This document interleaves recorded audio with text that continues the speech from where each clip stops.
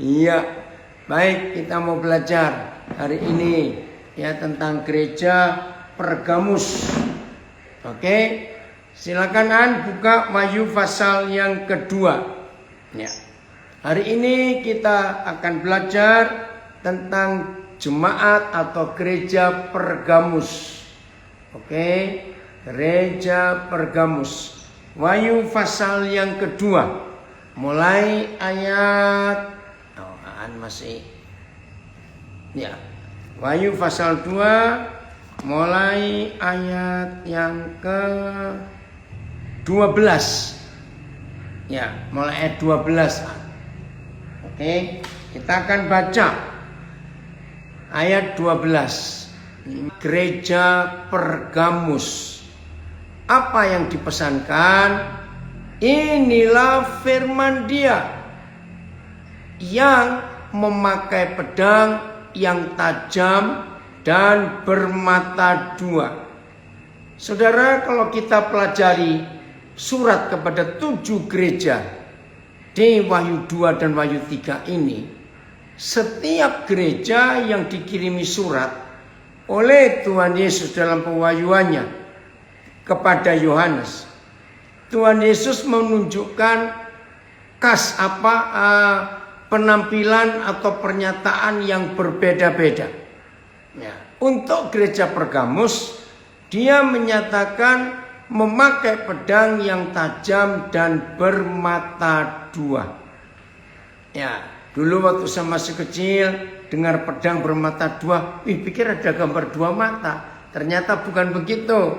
Ya, kalau pisau tajamnya cuma bermata satu, yaitu bagian yang kita pakai buat motong.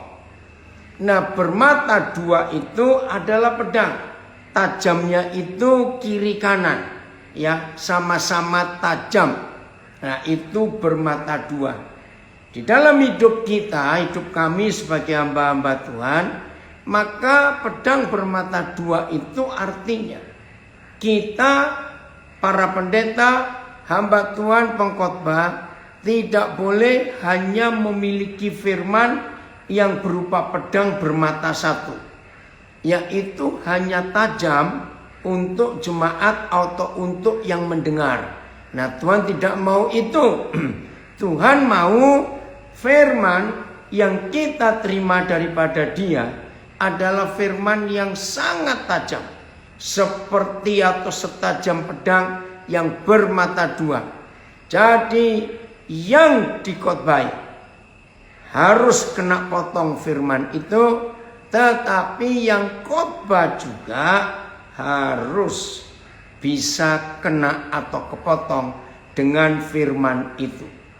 Maka kesimpulannya, para hamba Tuhan, para pengkhotbah tidak boleh hanya mengkhotbahi orang, tapi firman yang kita khotbahkan harus bisa merubah hidup kita juga.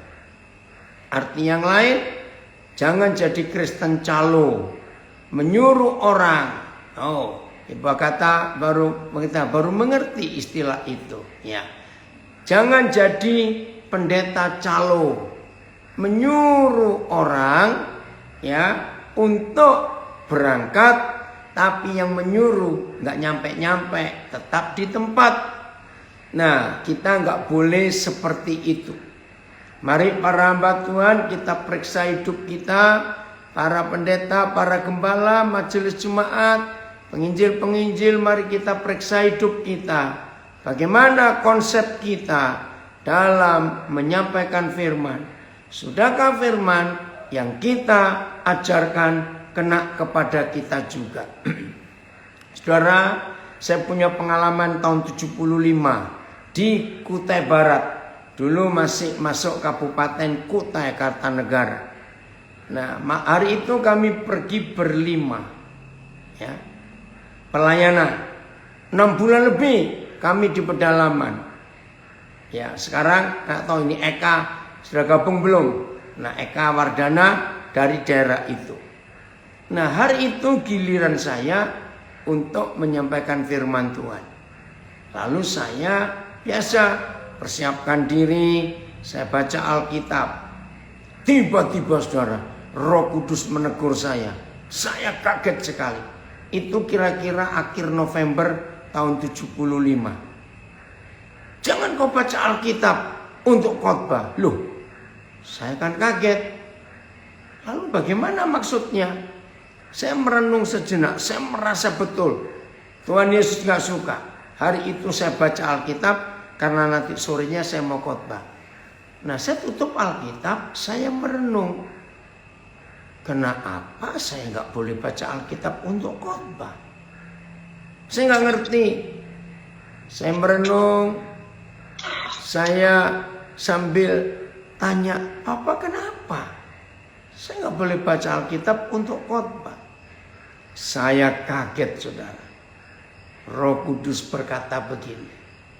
Kalau kamu belajar firman Daniel, kalau kamu baca Alkitab untuk khotbah, maka firman itu tidak akan berkuasa dalam hidupmu.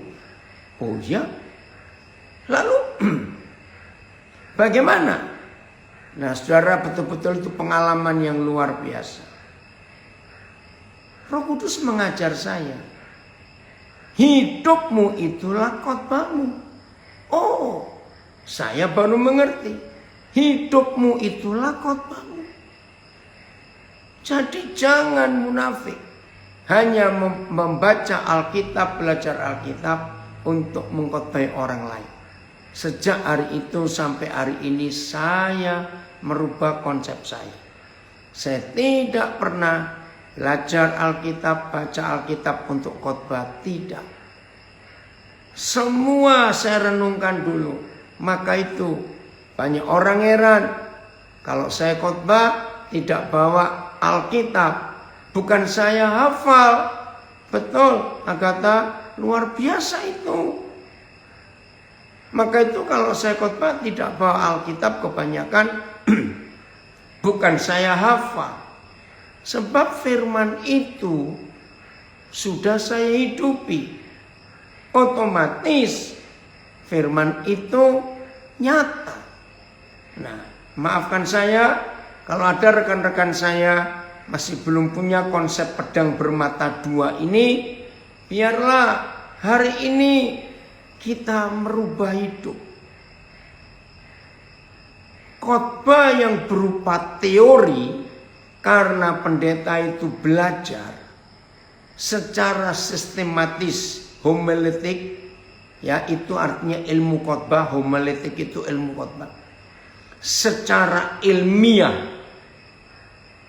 Para pengkhotbah yang mengkhotbahkan Alkitab secara ilmiah, wah itu rapi, tersusun. Ya, ada pembukaannya, ada rangkanya, ada isinya apa, ada kesimpulannya. Wih, hebat. Tapi maaf, belum tentu yang mendengar bisa mengalami perubahan hidup karena yang dikhotbahkan teori. Jadi sangat dahsyat firman itu kalau kita sampaikan secara fakta hidup. Betul, malah ngantuk yang mendengar.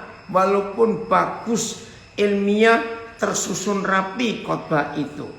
Sangat ilmiah, bisa dibuktikan.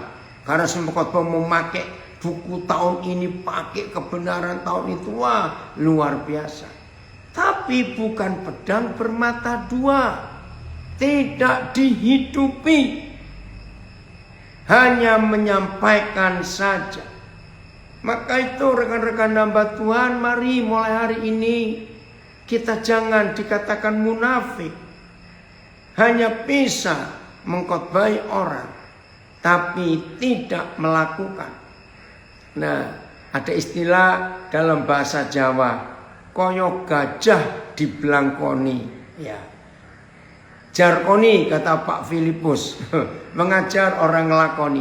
Nah, dalam istilah Jawa, gajah dibelangkoni itu artinya iso khotbah, ora iso ngelakoni. Bisa khotbah tapi nggak bisa melakukan yang dikhotbahkan. Nah, ada hamba Tuhan senior masih hidup. ada di Surabaya.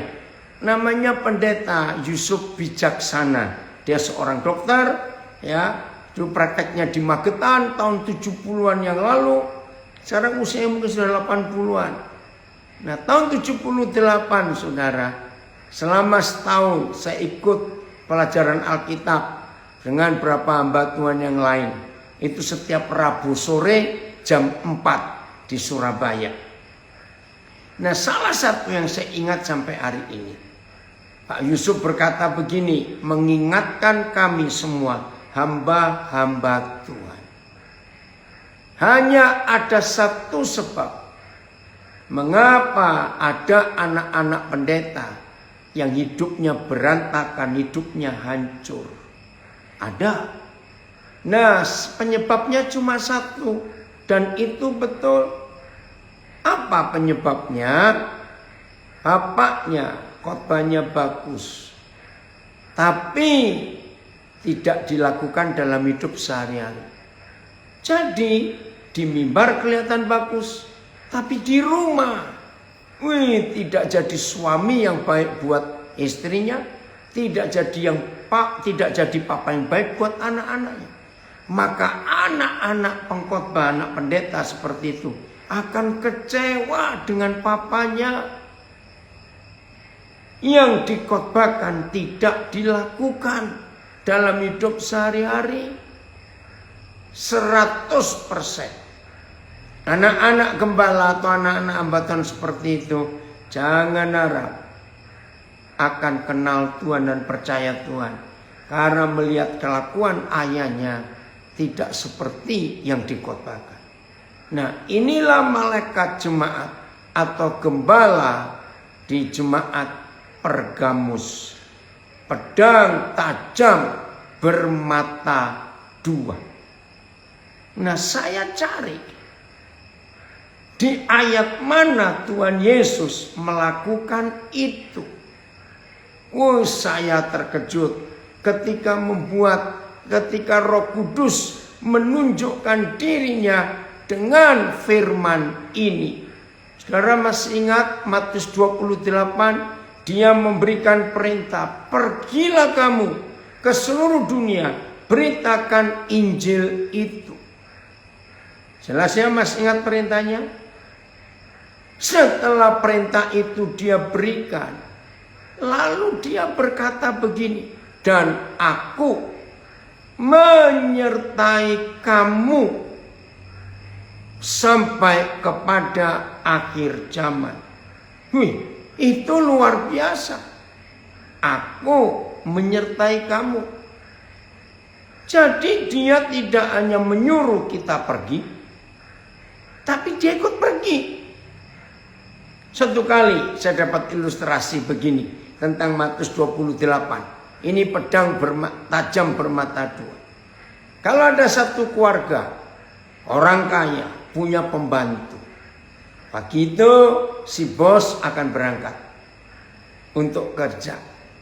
Lalu bos minta pembantunya, tolong ambilkan aku sepatuku di situ.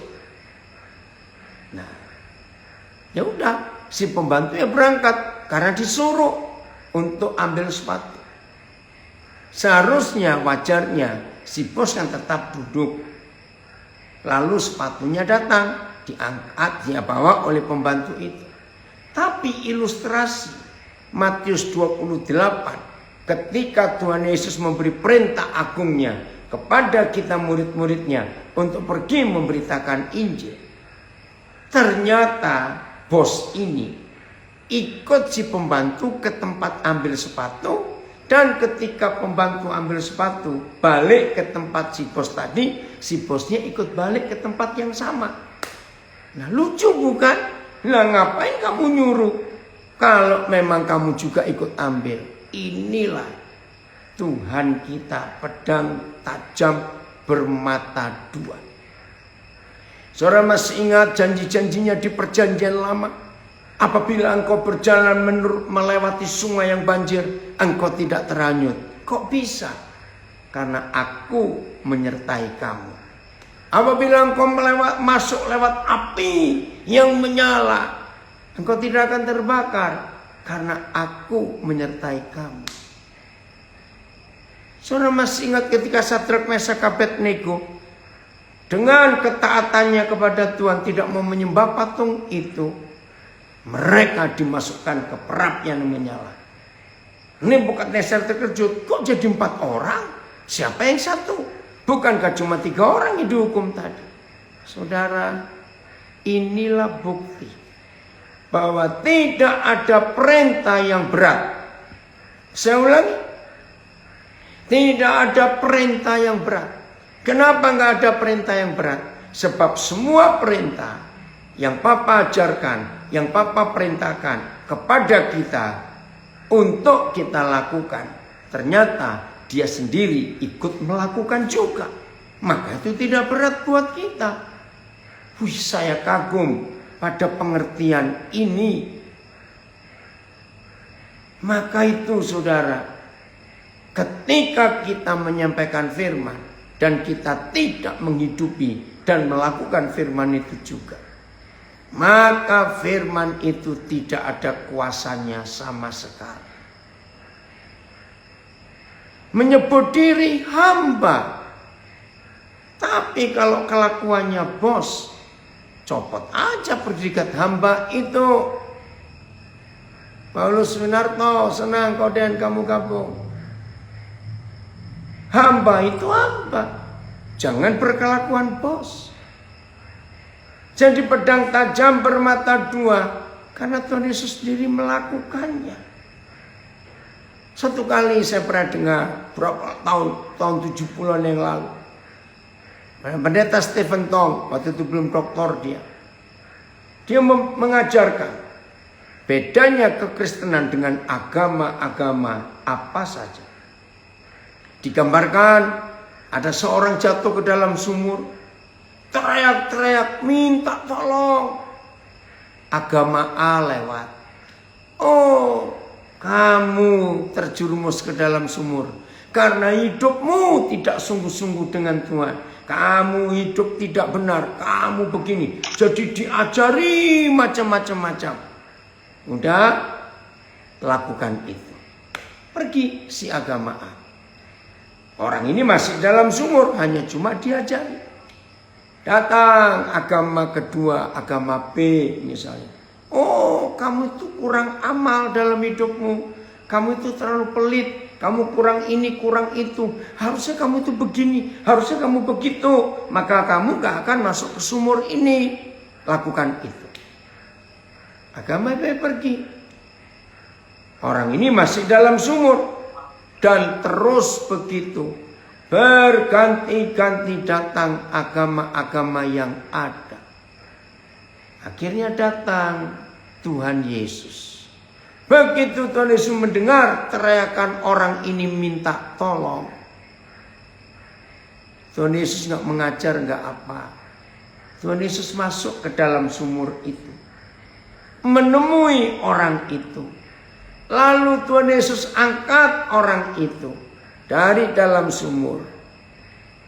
Dan mereka 2 keluar dari dalam sumur. Saya ingat ilustrasi itu dari tahun 70-an yang lalu. Jadi Tuhan Yesus gak cuma menyuruh orang belajar ini, belajar itu, tapi dia ikut melakukannya juga. Ini yang luar biasa saudara. Maka itu tidak ada perintahnya yang berat. Kenapa nggak ada yang berat? Karena dia ikut melakukan apa yang dia perintahkan kepada kita. Wih, ini luar biasa. Efesus 5 ayat 33. Kita lihat bukti ini. Betapa Tuhan Yesus itu nggak cuma ngajar, nggak cuma nyuruh, tapi dia melakukan. Efesus 5 ayat 33. Nah, di sini kita belajar untuk para suami. Ya. Yang di Zoom, Miske, Moaya, gabung. Ya. Nah, sekarang saudara Rino ada di Jambi bersama Miske. Nanti saudara boleh tanya tentang keadaan Rino di sana. Hanya ada yang komen di IG, baru dengar ilustrasi itu. Betul, itulah bedanya Yesus dengan agama-agama yang lain. Lihat ayat 33 Efesus 5. Membuktikan pedang tajam bermata dua itu. Bagaimanapun juga. Wih, kata ini bagus. Bagaimanapun juga. Bagi kamu masing-masing berlaku. Nah, saya tambahkan, berlaku apa? Berlaku perintah ini, berlaku hukum ini, berlaku peraturan ini. Peraturan apa? Hukum apa? Perintah apa? Kasihlah istrimu, para suami, seperti dirimu sendiri. Ya, dan istri hendaklah menghormati suaminya. Siapa ini? Betul, keren, luar biasa Tuhan Yesus kita itu. Ya. Namun biarlah masing-masing kamu mengasihi istrimu seperti dirimu sendiri, dan istri harus menghormati suaminya sama.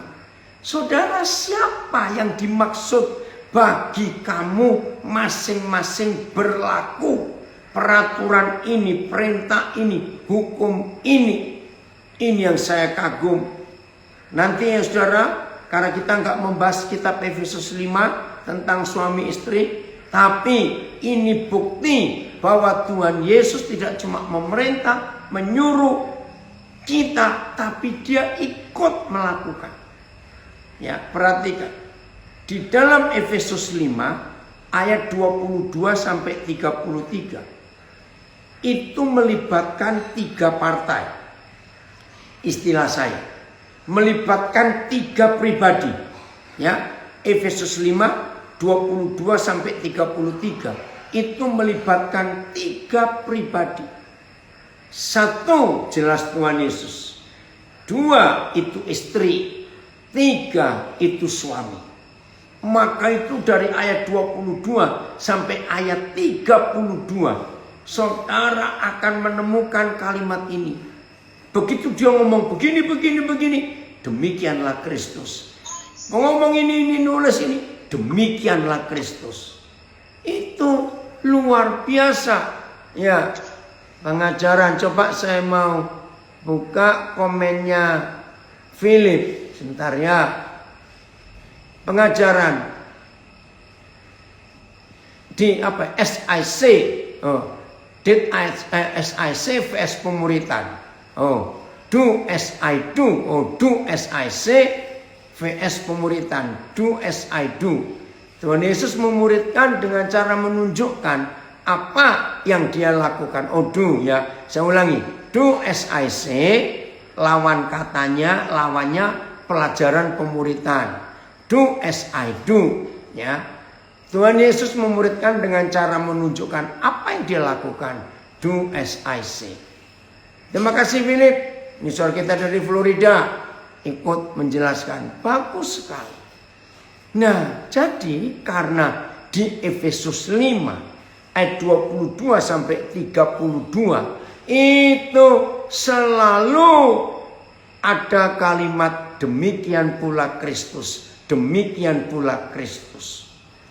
Berarti saudara, dalam hidup Tuhan Yesus, dia mengikuti juga hukum yang dia tulis di ayat 33. Artinya, ya cobaan buka lagi Efesus 5 ayat 33. Itu luar biasa saudara. Sangat mengagumkan. Ya, yang Tuhan ajarkan kepada kita. Terima kasih Tuhan Yesus. Ya, ayat 33-nya. Ayo kita melihat ini. Bagaimanapun juga, bagi kamu masing-masing. Siapa kamu masing-masing? Aku Yesus. Kamu istri dan kamu suami. Bagi kamu masing-masing juga.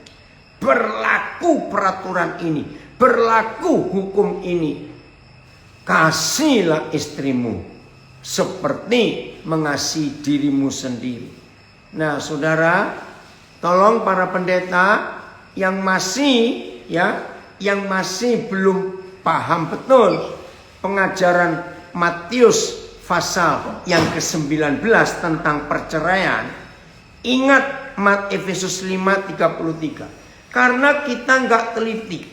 Oh, boleh kok menceraikan istrinya para suami kalau ketahuan berzina. Nah, tolong para pendeta hari ini merubah konsep itu. Tidak.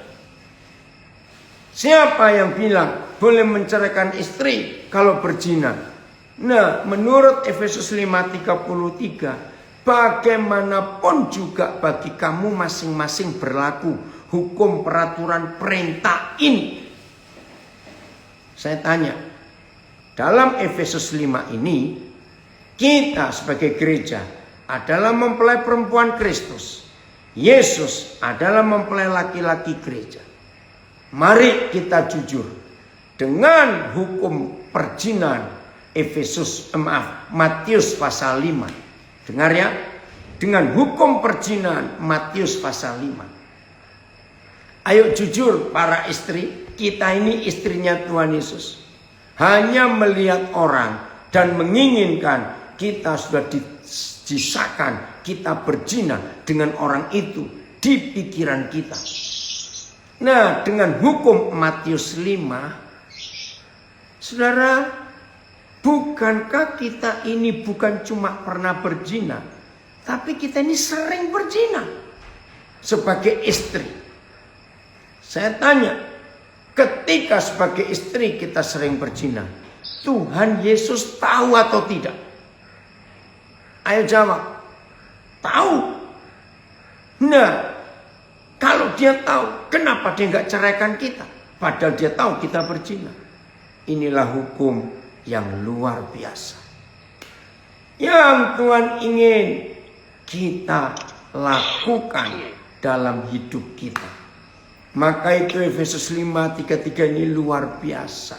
Ternyata Tuhan Yesus juga menggenapi hukum yang dia buat. Dia mengasihi kita gerejanya, walaupun dia tahu kita sering berzina.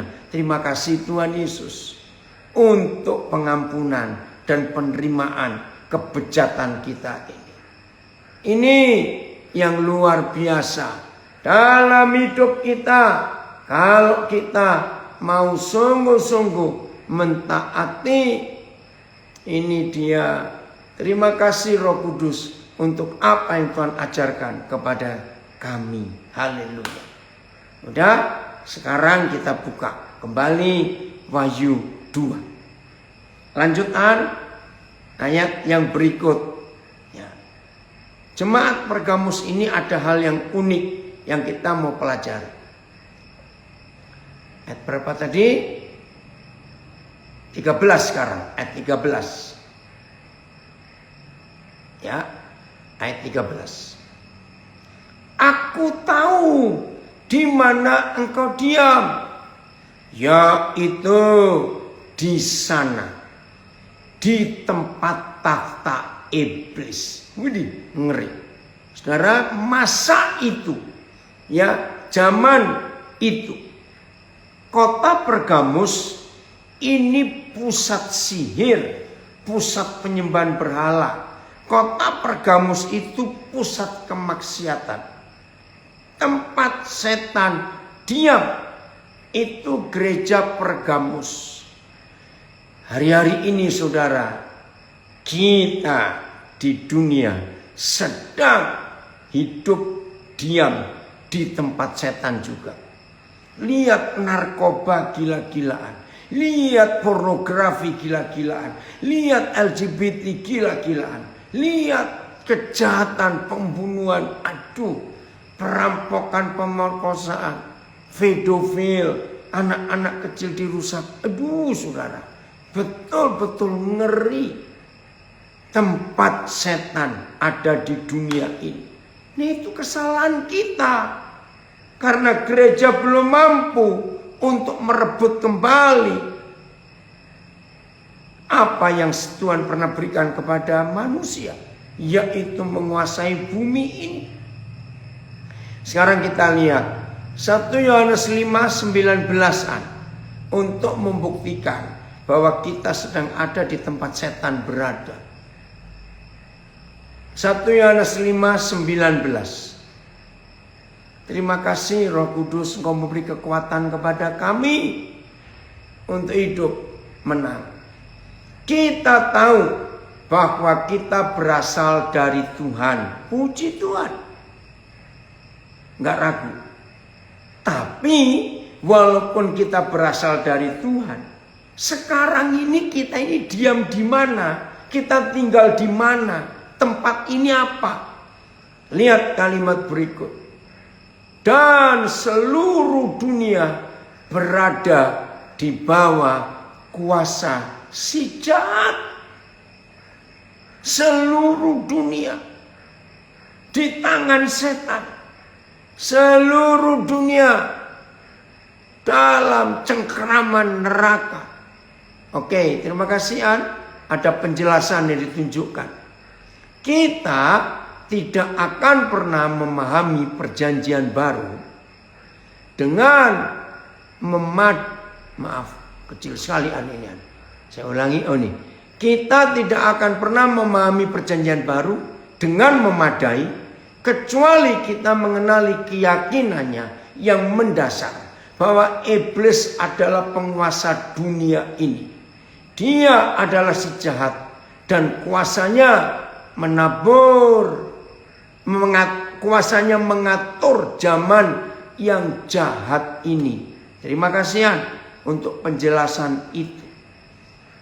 Nah, berarti apa yang terjadi di gereja Pergamus terjadi dengan kita. Kita diam ya di bawah kuasa si jahat. Oke, ini berapa terjemahan? Saya akan baca. Kita tahu bahwa kita berasal dari Tuhan dan seluruh dunia berada dalam kuasa si jahat. Sama. Dan segenap dunia ini letaknya dalam kuasa si jahat. Meskipun seluruh dunia di bawah kuasa si jahat, kita tetap milik Tuhan. Ya, seluruh dunia terletak pada si jahat. Oke, semuanya sama. Lalu apa yang harus kita buat? Kembali ke Wahyu 2 ayat 13 tadi. Jadi walaupun kita hidup di tempat si jahat bertakhta, setan bertakhta. Mari kita lihat. Aku tahu di mana engkau diam, yaitu di sana, di tempat takhta iblis. Tolong kami Tuhan. Dan engkau berpegang kepada namaku. Puji Tuhan. Dan engkau tidak menyangkal imanmu kepadaku. Hebat sampai di sini pujian ini. Pujian Tuhan Yesus Gembala Jemaat Pergamus kepada kita. Juga tidak pada zaman Antipas, saksiku yang setia. Antipas ini hidup pada zaman itu, ya, dia tetap setia walaupun akhirnya dihukum mati. Saksiku yang setia kepadaku, yang dibunuh di hadapan kamu, di mana iblis diam. Saudara, puji Tuhan untuk pujian yang luar biasa ini. Tapi ayat 14. Tapi kata malaikat jemaat yang memegang pedang tajam bermata dua itu. Tapi aku mempunyai beberapa keberatan terhadap engkau. Apa itu? Di antaramu ada beberapa orang yang menganut ajaran Bileam, yang memberi nasihat kepada Balak untuk menyesatkan orang Israel supaya mereka makan penyembahan berhala dan berbuat zina. Nah, kita nggak usah bahas tentang makan penyembahan berhala, berbuat zina, karena kita tahu itu jelas dosa soal perzinahan itu. Tapi Bileam ini siapa? Nah, ini loh. Jadi di Jemaat Pergamus itu imannya luar biasa. walaupun diam di tempat iblis bertakhta, tetap memegang kesetiaan, setia kepada nama Tuhan, tidak bergeser imannya. Walaupun ada di antara mereka seorang murid namanya Antipas, dibunuh di depan jemaat orang-orang percaya Pergamus. Orang Pergamus nggak takut, wih, imannya luar biasa. Tapi Bileam ini, ya, karena waktu nanti saudara baca di kitab Bilangan. Bilangan atau Imamat, saya lupa ya. Bileam itu. Nah, Bileam ini nabi yang mata duitan, maaf. Jadi disuap oleh Balak untuk bernubuat yang enak-enak karena uang. Maaf.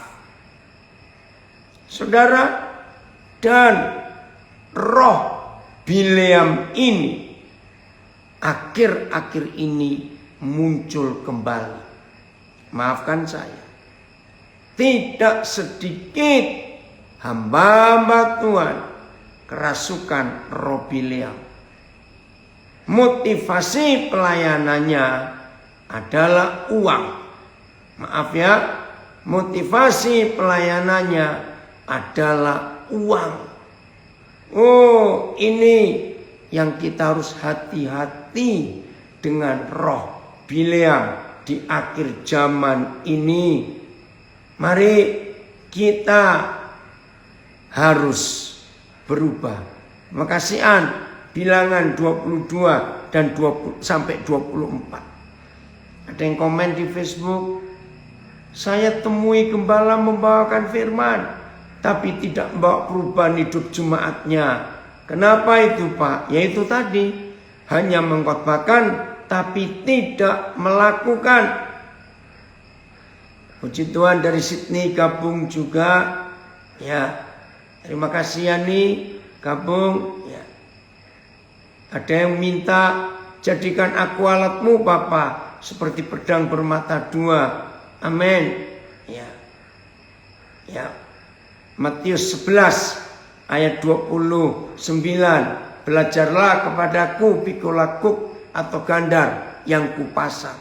Nah, saudara, hati-hati. Roh Bileam sedang merajalela kembali di akhir zaman ini. Tapi dengan COVID muncul, Corona muncul, saudara, maaf, hamba-hamba Tuhan yang mata duitan ketahuan betul di masa COVID ini. Betul tidak? Karena nggak ada lagi undangan-undangan keliling, nggak ada lagi seperti dulu. Nah, di sini kita akan diuji, rekan-rekan saya, hamba-hamba Tuhan. Kita ini hidup untuk melayani atau melayani untuk hidup. Sekarang di masa COVID-19 ini ketahuan. Nah, jemaat Pergamus secara iman setia kepada Tuhan. Tapi ada beberapa di antara mereka, roh Bileam masuk. Nah, saudara masih ingat begitu sayangnya Tuhan kepada Bileam? Saya tuh kalau ingat kisah ini saya tuh tertawa geli. Ada ya orang sendablek Bileam. Maaf saya berkata, orang sendablek Bileam kok ada? Di mana dableknya? Ayo ya. Bayangkan kalau kita ini semua Bileam. Kita ya. Zaman itu nggak ada mobil. Ya, Bileam nggak punya kuda, ya, tapi dia punya keledai. Jadi dia berangkat ke tempat Balak ada untuk menyampaikan nubuat itu. Sudah ditegur berkali-kali oleh Tuhan. Yaitu tadi Bilangan 22 sampai 24. Bukan berantem. Iya, Roland bilang berantem sama keledai. Ini loh yang dua bleknya Bileam. Karena Tuhan sayang dia. Dan di situ nggak ada yang lain kecuali keledai itu. Saudara bayangkan ya, kalau keledai kan bukan seperti kuda, kuda lari. Keledai itu kan jalan, karena nggak bisa lari. apalagi bawa beban. Oke. Tiba-tiba keledai itu noleh ke Bileam, terus ngomong, menegur dia. Loh, ini yang saya kaget. Bileam nggak bereaksi, tetap berangkat. Kalau saya jadi Bileam, saya langsung jatuh. Wih, saya kaget dong. Loh, kamu kok bisa ngomong? Sejak kapan kamu bisa bicara? Dan bicaranya kepada Bileam nggak main-main, nggak tanggung-tanggung, negur. Saudara, coba tunjukkan di pasal berapa Bileam keledainya ngomong apa? Kalau Bileam normal pasti lari, betul, bisa ngompol itu di celananya, ya enggak. Tapi Bileam ini kurang ajar betul. Tolong carikan ya di ayat berapa itu bilangan. Keledainya ngomong apa? Ini loh saudara, roh akhir zaman ini merusak gereja Tuhan. Maka itu mari kita jujur, periksa diri kita. Jangan ada roh Bileam dalam hidup kita yang mata duitan. Oke, bilangan, coba saya bantu cari. Bileam biasa dengan yang supranatural. Ya tapi walaupun begitu kalau dia ngomong, Filemon syok juga. Saling bantu. Ya. Oh, adaan, baik, terima kasih. Kita lihat. Mana? Ya. Tetapi Bileam beroleh peringatan keras untuk kejahatannya. Ini yang saya kagum kepada kasih Papa. Saudara, Papa kita di surga itu sayangnya luar biasa. Sudah Bileam sesalah itu, mata duitan, keras kepala. Papa masih memperingatkan dengan keras untuk kejahatannya. Sebab keledai beban yang bisu berbicara dengan suara manusia dan mencegah kebebalan nabi itu. Saudara bayangkan, saya baca terjemahan lain. Namun Bileam mendapat teguran yang keras atas pelanggarannya dari seekor keledai yang bisu, tetapi yang berbicara dengan suara manusia, sehingga menghentikan perbuatan gila nabi itu. Woi, gila lagi. Oke, terjemahan BIS. Apa itu? Tetapi Bileam mendapat peringatan yang keras terhadap kejahatannya itu.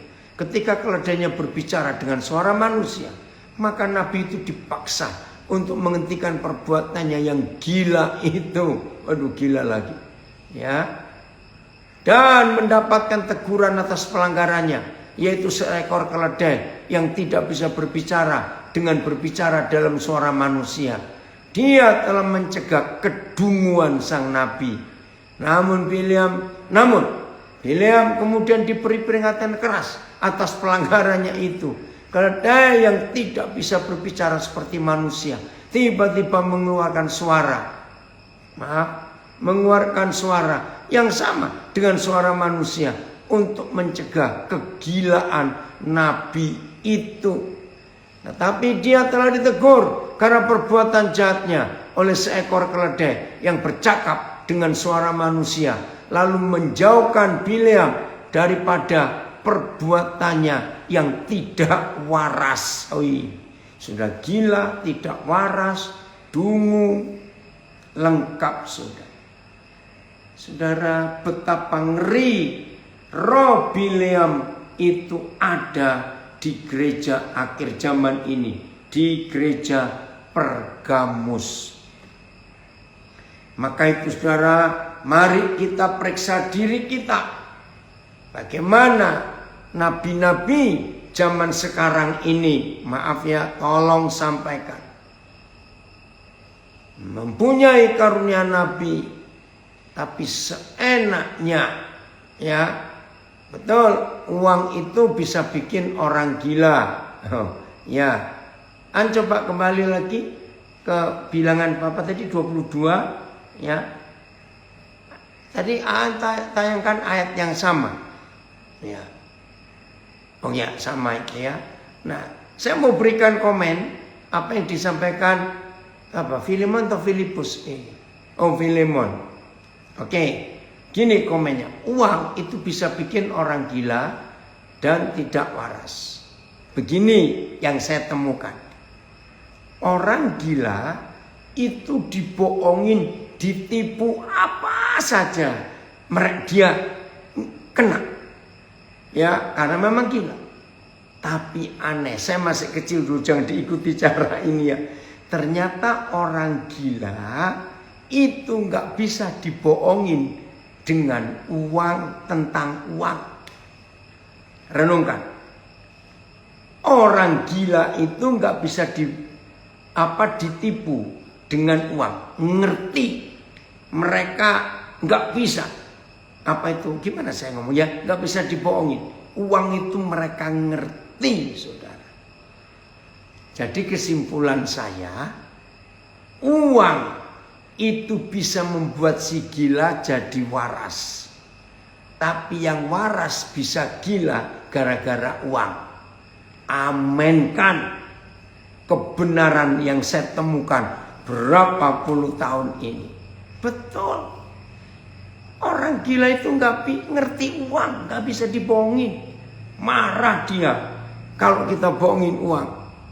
Oh, hebat sekali. Tapi hati-hati yang waras. Hati-hati. Oke?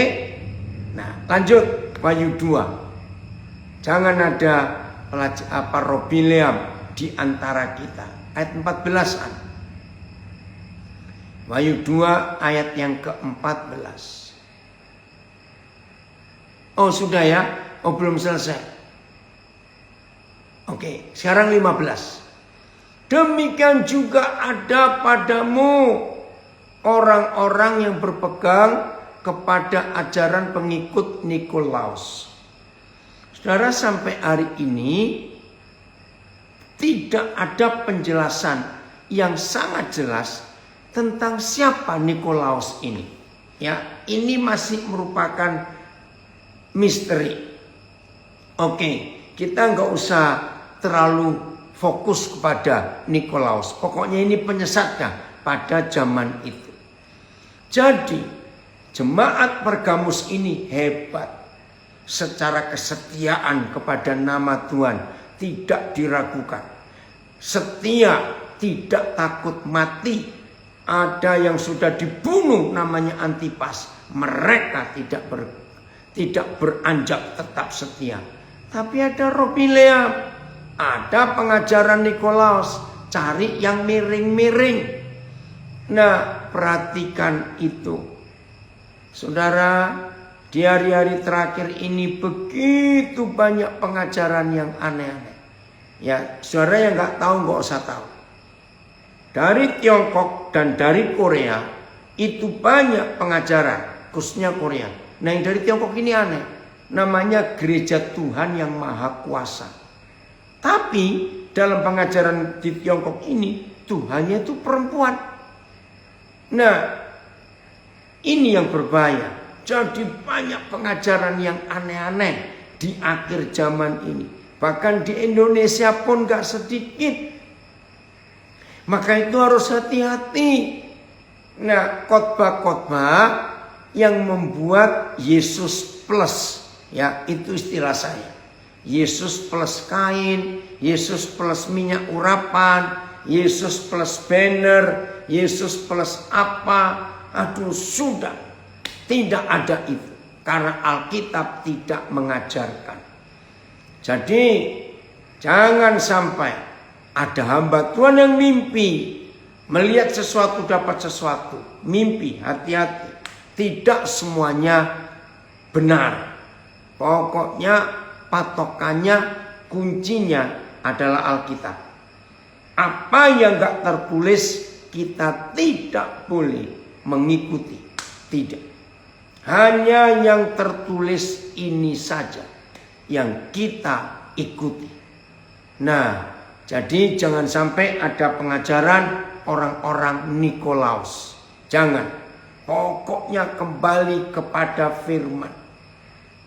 Suatu hari Paulus menulis kepada Timotius, Tim, ingat loh, nanti akhir zaman ini ada gereja yang suka mengumpulkan pengkhotbah-pengkhotbah yang hanya mengenakkan telinga. Itu surat Paulus kepada Timotius. Hati-hati, cari pengkhotbah-pengkhotbah yang enak-enak khotbahnya, yang meninabobokan, yang membuat orang tertidur kalau dengar khotbah itu, karena manis-manis, ya, tidak khotbah tentang salib. Hati-hati dalam hal itu, saudara, karena itu berbahaya sekali. Ya, itu ada yang komen, Andreas, Yesus, ya, bisnis gereja. Hati-hati dengan itu. Itu keputusan kita. Berita tentang salib harus jadi kesukaan kita semuanya. Ayat 16. Terima kasih Bapa, Engkau ingatkan kami. Sebab itu, saudara lihat, ini kasih Papa. Sebab itu, bertobatlah. Terima kasih Papa, kami mau bertobat. Kami mau bertobat. Hanya mencari kebenaran. Jika tidak demikian, jika kita tidak bertobat, aku akan segera datang kepadamu. Ngeri. Dan aku akan memerangi mereka. Siapa yang sanggup melawan Tuhan dengan pedang yang di mulutku ini? Wih, ngeri sekali kalau kita tidak bertobat. Coba ingin lihat berapa terjemahan yang lain ayat 16 ini. Saudara, kita diperangi Tuhan. Aduh, siapa sanggup? Ya. Karena itu, bertobatlah, ayat. Jika tidak, aku akan segera datang kepadamu dan memerangi mereka dengan pedang dari mulutku. Sama BIS. Sebab itu, bertobatlah dari dosa-dosamu. Kalau tidak, sebentar lagi aku akan datang kepadamu dan memerangi orang-orang itu dengan pedang yang ada di mulutku. Sama, bertobatlah. Dan jika tidak, aku segera datang kepadamu dan aku akan berperang melawan mereka dengan pedang dari mulutku. Firman itu. Sebab itu bertobatlah. Jika tidak, maka aku akan datang kepadamu dengan segera, lalu memerangi mereka dengan pedang yang ada di mulutku ini. Sama. Saudara, siapa yang sanggup melawan, berperang dengan Tuhan? Saya nggak akan sanggup. Tapi Tuhan akan buat itu kepada gereja kalau kita tidak bertobat. Jadi di akhir zaman ini, saudara, mari kita jaga hidup kita sedemikian rupa. Kembali ke Wahyu 2 ayat 17, ayat yang terakhir. Terima kasih Tuhan untuk Engkau mengingatkan kami, luar biasa. Ya. Oh, ada yang tanya, apakah Nikolaus ada hubungan dengan Santa Claus? Enggak, ya, beda. Santa Claus baru ada abad keberapa? Oke, ada yang tanya, ya.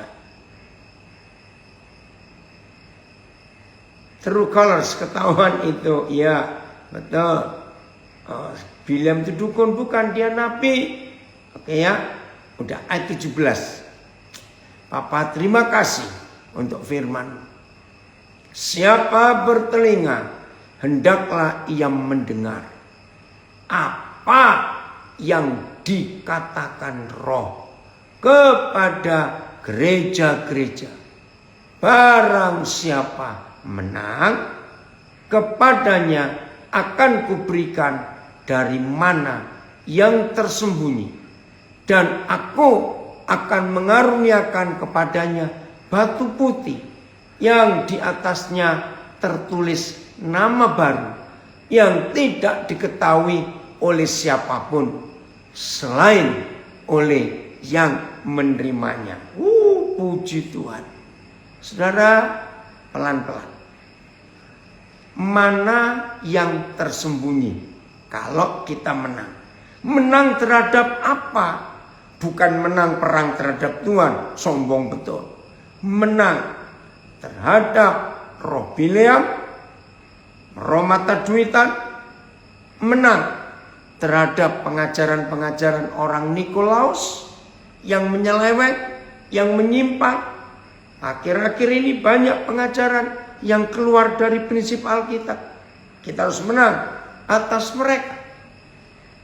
Kita juga harus menang atas semua penyembahan berhala, atas semua perjinan. Kita harus menang. Terima kasih Papa. Begitu kita menang, barang siapa menang. Kepada pemenang dari gereja Pergamus, maka kita akan dapat mana yang tersembunyi. Mana itu firman. Ya, lihat Tuhan Yesus pegang pedang tajam bermata dua. Itu firman. Lalu ayat 16, dari mulutnya ada sebilah pedang tajam. Ya, dari mulutnya. Itulah firman.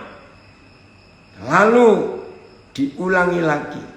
Barang siapa menang akan dapat firman yang tersembunyi. Dalam istilah bahasa Melayu, ya, surat yang terbaca itu bukan isinya, tapi di dalam surat itu ada yang tersirat. Nah, ini bahasa Melayu. Surat yang tersirat. Nah, yang tersirat itu yang dibaliknya, dan itu rahasia. Kepada saudara dan saya yang menang atas roh Bileam, atas roh macam-macam yang tertulis di jemaat Pergamus ini, maka kepada kita akan Tuhan bukakan mana yang tersembunyi, mana yang rahasia. Terima kasih Bapak. Terima kasih. Itulah firman yang tajam. Firman yang bisa merubah hidup. Firman yang dahsyat. Dan bukan cuma itu, kita juga coba lihat berapa terjemahan yang ayat 17-nya. Ya. Pembayuan firman, betul Filemon. Lihat sekarang. Batu putih. Ya, enggak sekedar batu biasa ya. Kita enggak tahu nih bentuknya batu bagaimana. Batu putih. Yang di atasnya ada nama baru. Yang tahu cuma kita. Yang lain enggak tahu.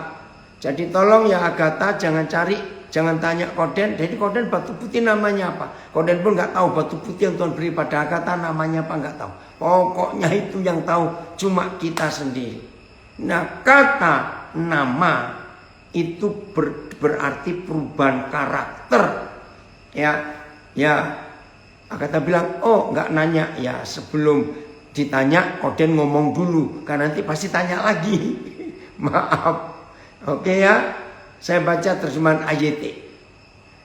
Ia yang memiliki telinga, biarlah. Apa ini Roland? Biduri bulan itu apa? Ia yang memiliki telinga, biarlah mendengar apa yang dikatakan Roh kepada jemaat-jemaat. Kepada dia yang menang, aku akan memberikan mana yang tersembunyi. Dan aku akan memberikan kepadanya sebuah batu putih dan sebuah nama baru tertulis pada batu itu, yang tidak seorang pun mengetahuinya kecuali orang yang menerimanya. Sama BIS. Barang siapa dapat mendengar, hendaklah memperhatikan apa yang dikatakan oleh Roh Tuhan kepada jemaat-jemaat. Mereka yang menang akan kuizinkan makan mana yang tersembunyi, dan masing-masing akan menerima daripadaku sebuah batu putih. Pada batu itu tertulis suatu nama yang baru, yang tidak diketahui oleh siapapun juga selain daripada orang menerimanya. Berarti sama. Nah, firman yang bagaimana? Ayat terakhir, Yeremia 23 ayat 22. Yeremia 23 ayat 22. Inilah firman yang mengubah hidup. Tadi yang bertanya di Facebook, kenapa ada pendeta khotbah tapi nggak ada perubahan hidup dalam hidup seseorang? Ini dia. Oh ya, betul. Yeremia 23 ayat 22. Sekiranya mereka hadir dalam dewan musyawarahku. Mereka ini adalah kita, hamba-hamba Tuhan, para nabi. Niscayalah mereka akan mengabarkan firmanku kepada umat. Hasil daripada khotbah gereja yang didapat karena hadir dalam dewan musyawarah surga. Apa dewan musyawarah ya? Saya baca ayatnya. Akan tetapi seandainya mereka berdiri di sidangku, mereka akan menyampaikan firman-firmanku kepada jemaatku. Dan hasilnya telah membuat mereka berbalik dari jalan mereka yang jahat dan dari perbuatan-perbuatan mereka yang jahat. Ya, terjemahan lama, hadir dalam majelis bicaraku. BIS. Apa andai kata mereka tahu apa yang terkandung dalam pikiranku, ya, maka mereka telah menyampaikan pikiran. MLT. Namun jika mereka berdiri di dalam nasihatku, nasihatnya Selbir, sekiranya mereka hadir dalam majelis musyawarahku, ya, hadir dalam majelis perundinganku. Nah, saudara, menurut Yeremia 23 ayat 22, satu-satunya tanda bagi para pendeta, para pengkhotbah, para majelis, hamba-hamba Tuhan yang menyampaikan firman, bahwa firman yang kita sampaikan itu berasal dari sidang majelis musyawarah surgawi, dari hasil sidang dewan musyawarah surgawi atau MPR-nya surga, DPR-nya surga.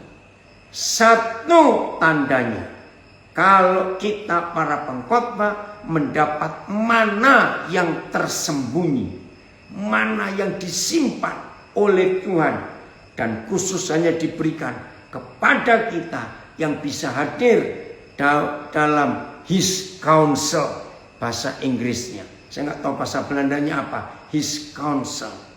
Kalau nggak salah ada kata raad, bahasa Belandanya. Coba Agatha lihat, raad itu MPR, saudara. Hasilnya cuma satu. Begitu kita menyampaikan firman, yang mendengar, kalau mereka berdosa, hidupnya berubah, dibawa balik ke jalan yang benar dalam pertobatan yang sungguh-sungguh. Wih, luar biasa itu. Belajar bersama-sama, berdiskusi dengan Tuhan. Betul, Eka, kamu nggak buka terjemahan The Passion?